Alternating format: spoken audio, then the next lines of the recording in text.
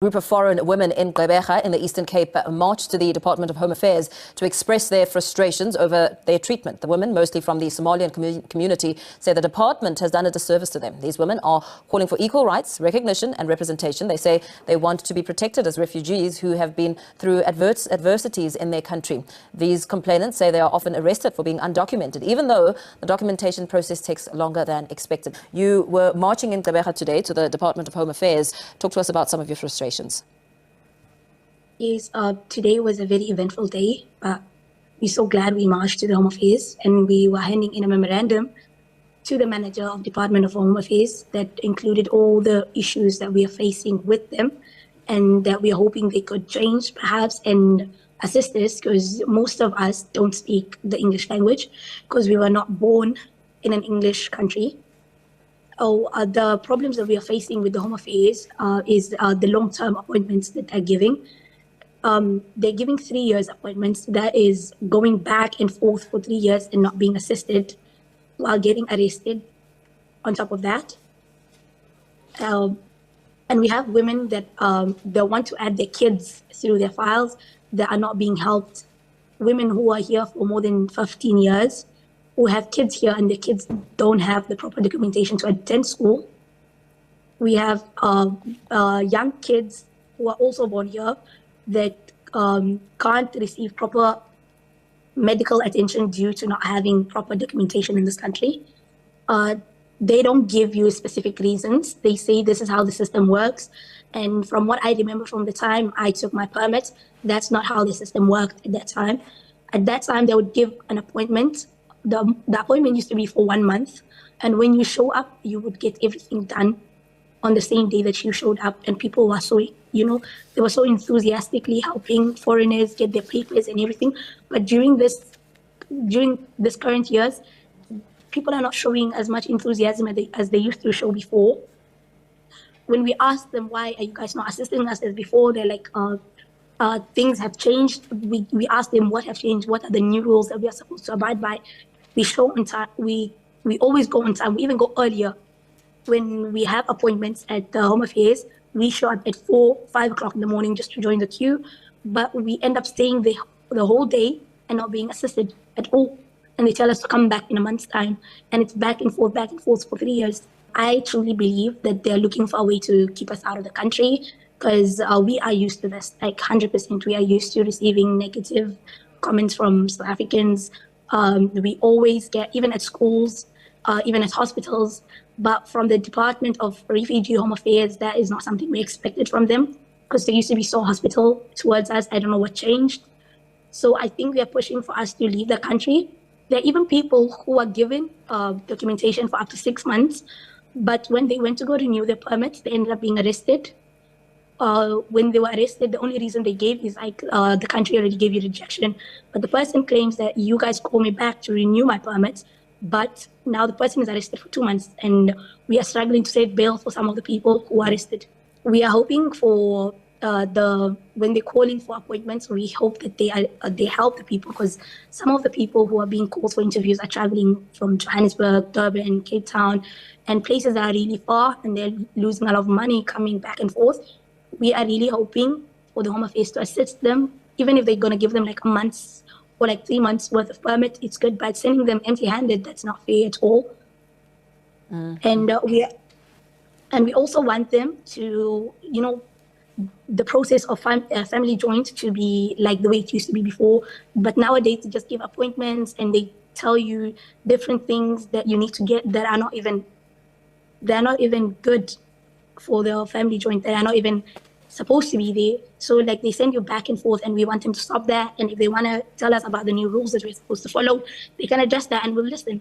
But they don't speak to us. And we also want them to hire new interpreters who speak correct English and who can also translate it into our own language, because we also have Somali speakers who speak correct English and correct Somali at the same time. But the type of interpreters that they have at the moment are people who speak broken English, and they also have misunderstandings. So the people who are applying for permits always complain that this person is not saying the correct things that I'm saying, and that's why they always end up getting rejected. Hello everyone, welcome to GNU According to CD, that is Government of National Unity. So guys, I don't know if you guys used to play this riddle or it was a game. I can't remember very well because we played it in primary school, where you would ask your friend that you're sitting or sharing a desk with how to finish an elephant. And then, of course, your friend is going to think for a little while and say, I don't know. And then you're like, the answer is you eat it one bite at a time. That's how you finish an elephant. Now, this video that you just watched, these are a bunch of Somali women. And they are demanding something that, if you think about it, it's nothing to write home about. But it's quite important to them because this is the experience they are going through in South Africa on a daily basis as illegal foreigners. All they want is that Home Affairs treat them fairly. But at the same time, they also want representation. But they say it a better representation. Do not take this word representation for granted because it means a lot. If you think about it, these women, which of course they are sent to do this by their Somali men. And the reason why they are being sent by the Somali men is because you at home who are watching and you are seeing a bunch of women crying about being mistreated by Home Affairs, guess what it does to your cycle? I mean, to your brain, not your cycle, to your brain. It quickly says, shame. I know this to them better. Why? Because they are women and you may even empathize or even sympathize with them because you are looking at women who are possibly even mothers and they are crying in front of the nation and saying, please treat us better.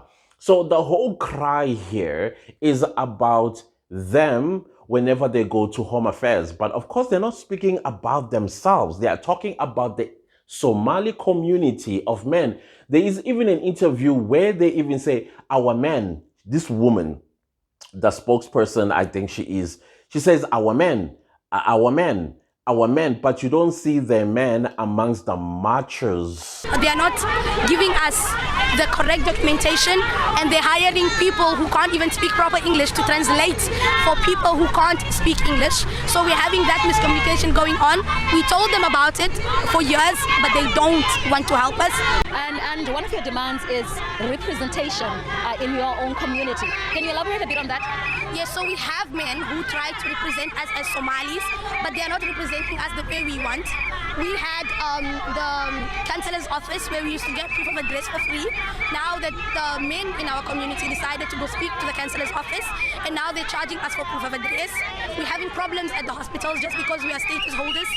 We're having problems everywhere. Any department of the government, we're having problems just because we are status holders. And some people don't, they're here for like 3 years and they don't have permits because they're getting appointment after appointment and there's no results. They even form themselves in an organized, I would say an organization, which to me, it sounds like a political party because she expands beyond the treatment that they get at Home Affairs by not getting appointments. Things have changed. They're no longer like how they used to be before. Of course, when Dr. Aaron Motsoaledi took over Home Affairs, he made some really stringent changes that kind of like tied the hands of Home Affairs officials, even though they were taking bribes and trying to ease the changes by collecting money by these corrupt foreign nationals themselves as Home Affairs officials corrupt and sold our country to the dogs, if you may. Now, this woman, if there's another part of this interview which she does outside of the Home Affairs in Gqeberha, and she says, actually it's a question that comes from the SABC reporter who asked her, you talking about representation as well. What representation is this you're talking about? And then she goes to talk about council. That at the council level, meaning the ward councillor or the municipality or whatever the situation is, they used to go there for proof of address and now they have to pay for the proof of address. To go to hospitals, to register children, to go to school. And some of these women have been in South Africa for 15 years. I'm not even quite sure. How is that even possible that you are a refugee in South Africa and you skipped so many countries to get to South Africa, and now you form yourself into a political organization. Because this is where I'm talking about the elephant. How do you finish an elephant? You eat it with small bites. The first bite that they've taken was to submit a memorandum to the management of Gqeberha Home Affairs. That memorandum was indeed accepted. Now imagine that the Home Affairs in Gqeberha does grant them their demands. They've won or they've eaten the first bite. It's digesting. Now they're going to go back, regroup and say, okay, we need to ask for something else that is much bigger than what we just taken a bite of. And they go now to demand at the municipal level or even provincial level to have what? Independence of Somali men that are going to run for council. And when I say run for council, I'm talking ward councillor. I think at this point they feel like the community is big enough to win at least a PR councillor to go into our council houses to represent the Somali community in Gqeberha. But I don't think this is a strategy that is only used in Gqeberha, but all over South Africa and wherever they are. If now we have to, that made me think, we need to calculate how many Somalis are here in South Africa. Because if they say the provincial, I don't know who, I think it's Salga that regulates this councillor thing. They say Salga does indeed accept their letters of demand or their memorandum, and then they are given that. Slowly but surely, they are taking a step to the National Assembly. And once they get to the National Assembly, now they are going to be calling Bo Bururu, Babo from Somalia, like, hey, Segutela Wayega, come in your millions. So that when election time comes, South Africans are pushed out of the South African parliament. And guess what? You're going to have the Somalis running probably official opposition to even governance at some stage. I know I'm talking like I'm far-fetching, but we need to be careful. This is a strategy. These guys, they work on strategy. And I believe it's not just them. You need to look into the green, white, and green as well. You need to look into the Congolese as well. You need to look at the Zimbabweans as well, who are already having headquarters of ZANU-PF in South Africa, and other political parties that they are starting in South Africa. Sooner or later, they're going to demand to run for South African elections so that they go into parliament. Why? Because they want representation. They want representation. Now, this representation they're demanding for in Gqeberha also includes that, which I believe is going to be the next demand, hire one of us into Home Affairs, because we don't come from an English-speaking country. Why do you come to an English-speaking country when you don't know how to speak the language is what I want to know. And now we must conform to you, not you conform to our culture and languages. The audacity and the disrespect. So now the next bite is going to be, like I said, they're going to build up into finishing this elephant. It's to demand that Somalis get hired in Home Affairs so that it will be ease of communication. And then here we will be, as South Africans in Home Affairs, don't even know what they're talking about. Maybe they're talking about sabotaging Home Affairs itself in favor of Somalis. And then if this demand, it is not adhered to, guess where they're going to run to? Yeah, they're going to run to court. They're going to use the amount of years they've been in South Africa and look at our immigration laws, that a person that has been in South Africa for so many years, this has now become their home, and this is the only home they know. And if they gave birth to children in South Africa is the only home they know, not Somalia. And therefore, grant them the PR, permanent residency, or even citizenship. And then they get the rights that South Africans enjoy, opening political parties and have the right to run for office, including the presidency. That is what they are demanding for. Now, the question is, why are you here when you can't speak the language? Now you want to demand things out of South Africans. This disrespect does not end, and it's not going to end. It's going to get worse and worse and worse. It's not only the Somalis that are going to do this. When the Ethiopians see that, oh, Somalis, they got what they wanted, they also jump. And when Ethiopians also win, guess who also is going to jump? The Congolese. And when the Congolese win, the Zimbabweans. When the Zimbabweans win, it's going to be Nigerians. When the Nigerians win, it's going to be floodgate opening. And then who is going to be cast aside? South Africans. Do you see the strategy here? Do you see how our sovereign, or is it sovereignty, it is being compromised? Now we are giving them airtime. The SABC runs to them, and it's great that the SABC is showing us this, so that us as South Africans as well, we can regroup and stop this nonsense. Stop this nonsense. Now you are demanding things. This march that they were having in Gqeberha, they couldn't have had it in Mogadishu. They wouldn't. They'll be put down.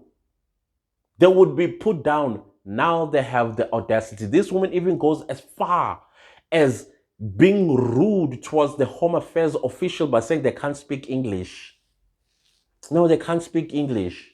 You can't speak English, but you can tell that these South Africans in their own home country, they don't have to speak English.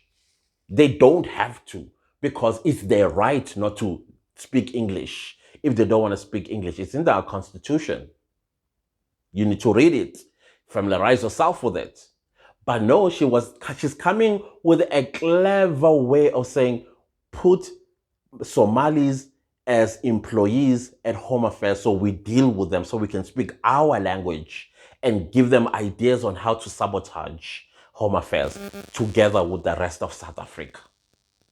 That is exactly what they're doing. So they are taking small bites of this elephant. Sooner or later, if things go according to them and this elephant does not decay, South Africa is gone as we know it. Finished. Finished. And these are the same people, by the way, who are selling fake foods that have killed 5 South African children. That we must not forget. That is what this woman is fighting for. And these so-called Somalis. The interesting part why they have sent women is because of the question that we've asked.